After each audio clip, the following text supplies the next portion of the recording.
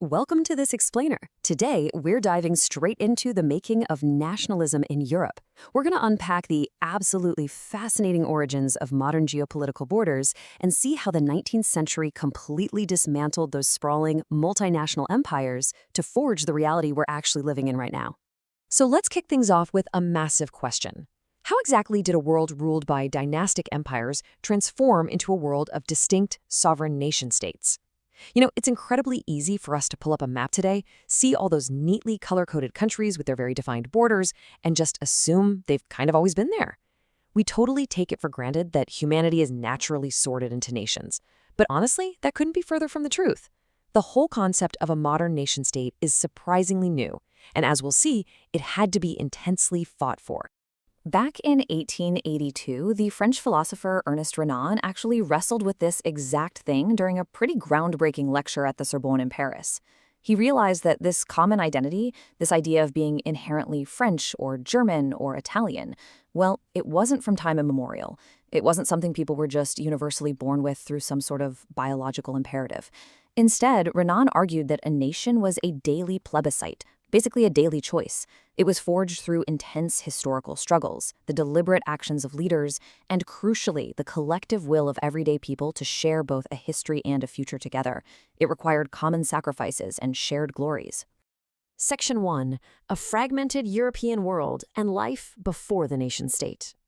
To really grasp this monumental shift toward the nation-state, we've got to look at the deeply fragmented world that came before it. Take a look at this incredible image from 1848 by French artist Frédéric Soriot. He's visualizing a radical, utopian pact here. If you look closely, you'll see the peoples of Europe and America grouped as distinct nations, carrying their own identifying flags and marching past the Statue of Liberty in this massive, endless train. But the absolute most important detail is right down on the ground. They are literally trampling over the shattered remains of crowns, scepters, and old monarchist institutions. This was a massively subversive vision for the time, because Soriot was imagining a democratic reality that simply did not exist yet. Now, while Soriot was busy dreaming up these republics, the waking reality for most Europeans was something called absolutism. And an absolutist government had absolutely zero restraints on its power. These definitely weren't governments asking for the consent of the governed. They were highly centralized monarchies, heavily militarized to ensure everyone complied, and fiercely repressive against any dissenting ideas. The monarch's word was just unquestionable law, enforcing this super rigid hierarchy where the common person had virtually no voice at all. And to see how messy this absolutist reality actually was on the ground, just look at the Habsburg Empire. It wasn't a nation in any modern sense. It was this sprawling patchwork of totally diverse peasant peoples. Up north, you had Bohemians and Slovaks.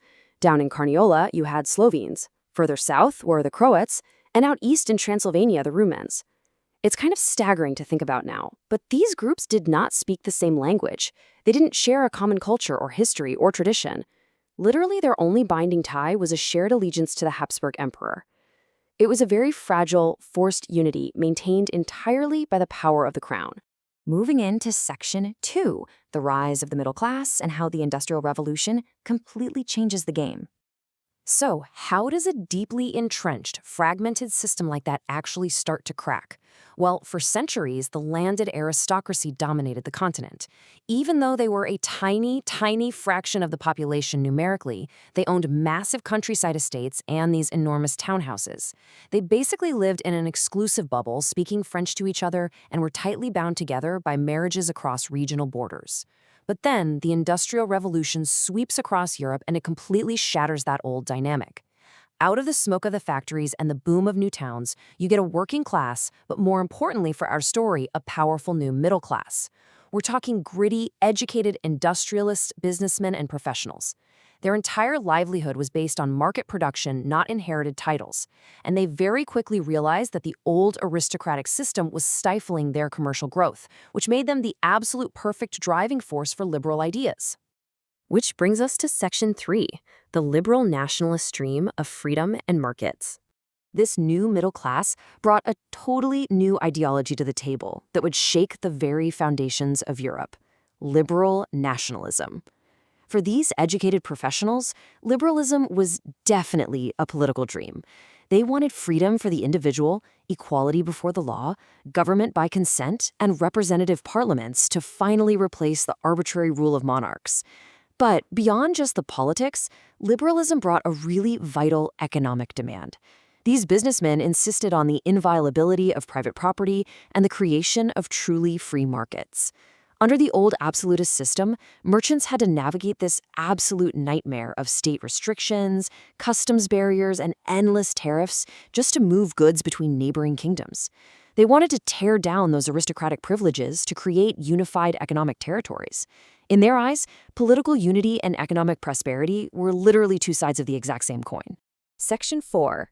The Conservative Backlash and the Return to the Old Order in 1815. Now, you can't challenge centuries of established rule without facing some massive pushback, and the old empires definitely weren't going down without a fight. The real turning point here came after the defeat of Napoleon in 1815. The monarchs of Britain, Russia, Prussia, and Austria had watched in sheer terror as Napoleon's armies basically exported the ideas of the French Revolution all over the continent. So when they met at the Congress of Vienna, they were desperate to lock things down and establish a new conservative order. Conservatism stressed that traditional state institutions like the monarchy, the church, and strict social hierarchies had to be preserved at all costs. They had zero interest in these new middle-class dreams of rapid change. They wanted stability, order, and a firm return to autocratic control to ensure nothing like the French Revolution could ever happen again. But trying to bottle up that kind of social momentum, it rarely works. Things escalated incredibly fast.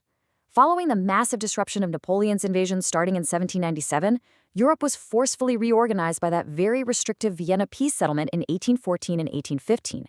But trying to bury liberal ideas under conservative decrees just didn't hold. The pressure cooker was sealed, but the heat just kept rising. By 1821, the Greek struggle for independence boldly challenged the conservative status quo.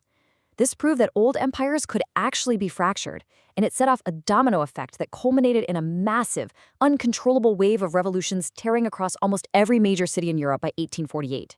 And this image, a caricature from 1820 known as the Thinkers' Club, brilliantly captures the dark reality of life between the Congress of Vienna and those 1848 revolutions. Just look at the muzzles strapped tightly onto the faces of these intellectuals. It is a stunning visual of how deeply autocratic rules suppress society. These conservative regimes absolutely refused to tolerate criticism. They deployed secret police and imposed these draconian censorship laws on newspapers, books, plays, even songs, to literally gag any critical thought. Anything that questioned the monarch or even whispered the words liberty or nation was swiftly and very often violently silenced. Section 5. The Underground Revolutionaries. The fight for liberty goes into the shadows. So, driven underground by that fierce censorship, these liberal nationalists obviously couldn't operate in the open anymore. Instead, they started forming secret societies all across European states to train dedicated revolutionaries and keep their ideas alive in the shadows. And the real irony of this whole era is that the conservatives knew they were sitting on a powder keg. Austrian Chancellor Duke Metternich, who was actually the primary architect of that conservative Congress of Vienna, summarized this persistent threat with a now famous admission: when France sneezes, the rest of Europe catches cold. He knew all too well that if a liberal revolution sparked in Paris, the demand for liberty would spread like a virus, causing uprisings across the entire continent. You see this fiery revolutionary spirit perfectly embodied in figures like the Italian patriot Giuseppe Mazzini. Born in Genoa in 1805, he became a member of the secret society of the Carbonari, and because of his unyielding commitment, he was actually forced into exile at just 26 years old for attempting a revolution in Liguria. But exile didn't stop him at all. It kind of just fueled his drive. He went on to found more secret underground societies, like Young Italy and Young Europe. Mazzini deeply believed that opposing these conservative monarchies and building unified nation-states wasn't just some political goal, it was the singular path to true human liberty. For revolutionaries like him, living in the shadows and risking their lives every day, the nation-state was a fundamental necessity for freedom. So, as we wrap up this explainer, I want you to look at a map today and ask yourself a serious question. Is the turbulent process of defining a nation truly over? Did those fierce 19th century struggles permanently settle the lines in the sand? Or, as we watch shifting geopolitical borders today and deep modern tensions over identity and sovereignty, is history just repeating itself? The legacy of these revolutionaries is literally all around us, but the conversation about what truly makes a nation is absolutely still evolving. Thanks for joining me today to explore the making of nationalism in Europe. Keep asking those big questions.